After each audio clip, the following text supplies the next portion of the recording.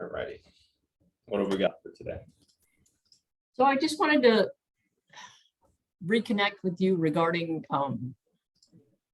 what the expectations are in terms of seeking grant funding, Yeah.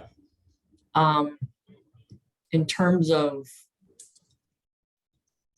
volume or,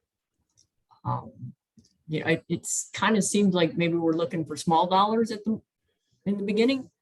Yeah, I mean, I feel like, I can be a good steward of the larger dollars, but I know there's going to be more scrutiny there. And this is a model that hasn't been tested before. It's not like we're opening up a food pantry.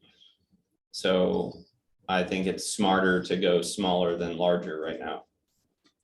That being said, the biggest cost that I had in mind, you had said there might be social workers that we could, find as partner volunteers. So I don't know how big our costs would really be. So have you reached out to the Continuum of Care? No, I have not. Let me look at that. Continuum of Care. So the agency that was working with, and that's kind of the HUD place to start for seeking homeless support or financial support, I should say. Are they only in Charleston, or are they? No, it's nationwide. It's Nationwide, okay. Government. It's Okay, got it. federal government funding.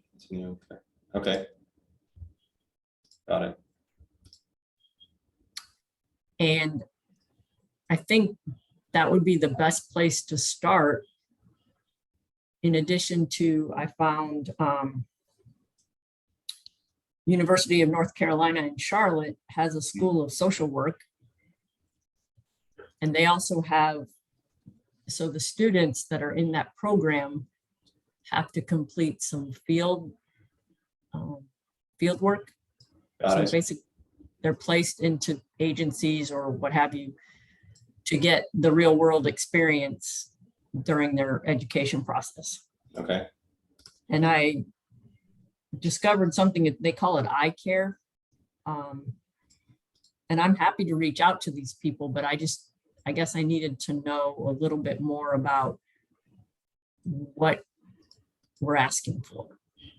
Sure. Yeah, I think back to my statement with Cheryl, like the thirst for change model needs to be more developed. Like right now, the model is there, but not like the marketing aspect. And if we're going to approach these guys, I really want to have that, prettied up so that we're coming across as a little bit more prepared. And I just haven't had the free time to do that yet. So what I'm looking for is that model. Let me pull it up here. Thirst for change.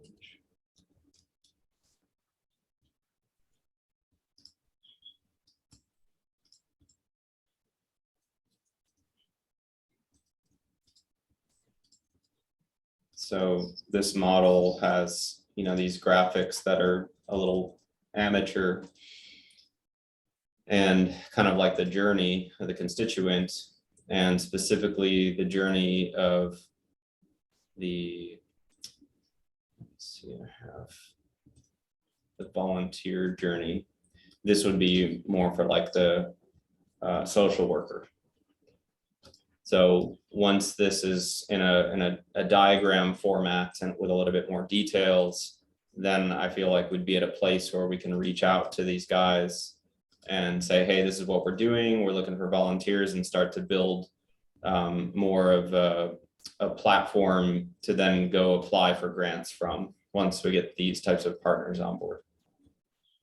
I'm happy if you want to reach out to them. I just, from my experience, like I would prefer to get a little bit more fleshed out here, but I don't know if it's typical that organizations are this unprepared,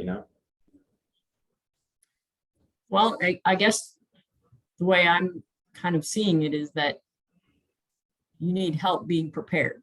Yeah. And some of the things that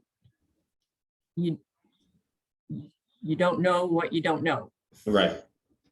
And so I think like a school or these things are a safe place to start to say, help us be prepared for the bigger picture. Got it. So you think that we should reach out to them, especially the school, like we should reach out to them before even finalizing the model, just to get their perspective, and then even have them help us finalize it? Right. See if they would, maybe they could incorporate, they're going to have a whole population of students who are seeking a social worker degree, who could come at this and provide you that lift that you need, if you will, and help you understand if it's going to work or not before, I guess. Yeah, that that sounds like a great idea. I guess I was thinking, that was not the right priority, like that they wouldn't be able to help with those little things, but that would be great. Like the more volunteer help we can get, the better. I guess, I don't have any connection with these people. I do have a couple network connections that I could reach out to who are more, they're involved in their church, and he's a lawyer. And so I could, reach out to them and just kind of pick their brain. But I think it's just picking up the phone and calling and saying, hey, look, this is what we're trying to do. And we're all volunteer. And so we need some help. Sure. Yeah. And then kind of see what their reaction is. And because there's a ton of federal money available for this kind of work. And I educated myself based on, the first conversation we had with regard to, I think the goal is not to help those who are that chronic homelessness. We're talking about either the transitional or kind of situational. Sure. And, if you find a school like this, they could even provide people to hold the classes for the Miller University. Oh, sure. Yeah. Yeah, that would be great. Yeah, I mean, as far as like having a phone call with them, if you give me like next actions, like, hey, here's this number, call them and tell them what you're doing, like, I'm very happy to take on that type of work. Like you said earlier, like, I don't know what I don't know. And so when you give me these resources, it's great, but I see all of these contacts and I'm like, okay, where do I start? Who's the person to talk to here and tell them what we're doing? If you want to make calls on our behalf, I'm totally open for that as well. And we do have an organization phone number that they can call if they want to call back. Whatever way you want to handle it, I'm happy to accommodate. Well, I'll do some, I'll just reach out to these people and explain, my role. I'm a volunteer and we're looking to move this program forward.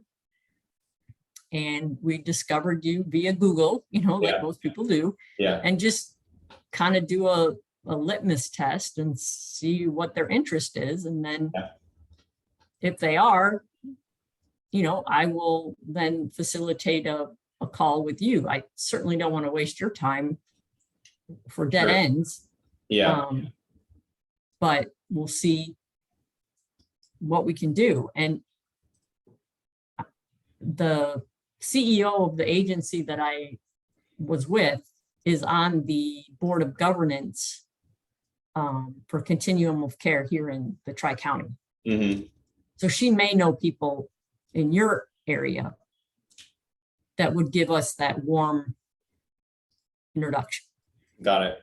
Well, if you do find anybody that is willing to take a meeting with me, you can send them that link, or you can use that link to schedule them directly. And that Okay. has my availability on it for partnership meetings. Well, and I, of course, will give you a heads up and brief you and prepare you so that Sure. you go into it knowingly, but Yeah, if you click on like a date here and you choose a time, you can write in any information that'll help me or reference it. But I'm happy to, like, you know, be debriefed from you as well, like separately. But it's pretty easy to schedule me this way. sure. So what, I guess, what's your vision like in the, it seemed like, and I'm sorry if I'm coming across. Please, I prefer directness. Okay. So here we are, July of 2022. Yeah. What's your vision for 2023? Yeah, I would like to have, you know, Thirst for Change fully functional in multiple intersections by the summer of 2023. And then having Miller University at least a draft model up and running to facilitate the process of people moving from the manual labor gig economy to the digital work economy, and allowing for the introduction of different digital classes and ways that they can earn an income online. For example, there's a beautiful idea that we've had where we can use NFTs, which are the new cryptocurrency of artwork or anything really digital. And they will basically allow us to create a model where we can take people who have artistic abilities and create a digital copy of their piece of art. And we can sell that piece of art online many times over and give them royalties on whatever they've created. And this gives us a model for changing the lives of anybody has been homeless, has a story, and can allow us to create a business model around that. So that's like long-term vision, and we're trying to work backward from that with the urgent need of panhandlers. So I'd like to be able to start solving that problem by summer of next year, when sooner than that, you know, with certainly some beta tests. But by summer, I'd like to be, you know, fully functional with, you know, water bottles or popsicles or something that we can develop on multiple intersections and make a name for ourselves with the Thirst for Change model. So you mentioned you had spoken to the police department, which was, you know, that's always very important. Yeah. And they're not really keen on, because I know in Charleston, they actually banned panhandling. Okay. And so the North Carolina Police Department suggested doing it like in somebody's, like an off-site or a ancillary lot. Yeah, so we have this organization that it's a pastor that runs a program to take people from that are exiting prison, and basically they preach to them and give them flyers, put them on the intersection, and then they're handing out flyers on the intersection asking for donations. And it's this cyclical model where they're really just handing out a flyer to let them know that people that are exiting prison are being preached to and donate to our organization. I don't think they are super transparent with what they do at those meetings. They were in the news with some scrutiny on them, but they are perfectly fine, you know, panhandling. And then you have an organization like that that's already doing it. And then you have other organizations that are other individuals that are panhandling that the police don't say anything to. I don't really want to be stepping on the government's toes as we're trying to launch the program. So I was seeing like, what is the happy medium there? And I also don't want to put our social workers in danger being in the intersection and distracting drivers or whatever. But I think that there's a point to kind of getting in trouble and getting a little bit of bad PR the first time around, because it'll make a name for ourselves, and kind of doing it with a permit, but just going into the intersection and bringing our branding there to try to get some notoriety, and then kind of reverting back to the side of the street in a tent, because I think there's more impact with like a marketing campaign like that. I don't know if that sounds a little rebellious, but I think different works more often than the same.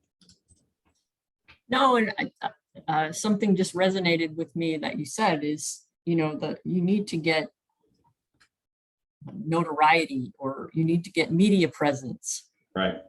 And so I'm going to make a note to see if my two contacts there have any contacts with the media.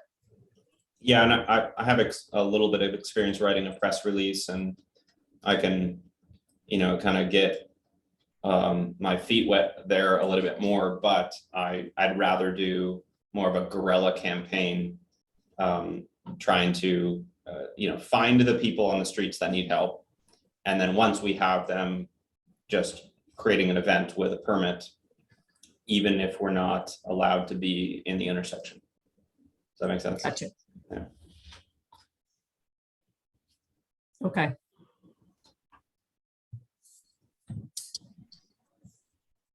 I'm just trying to help. It's unfortunately I don't have a whole lot of connections there in Charlotte, but based on my research, there are a ton of resources.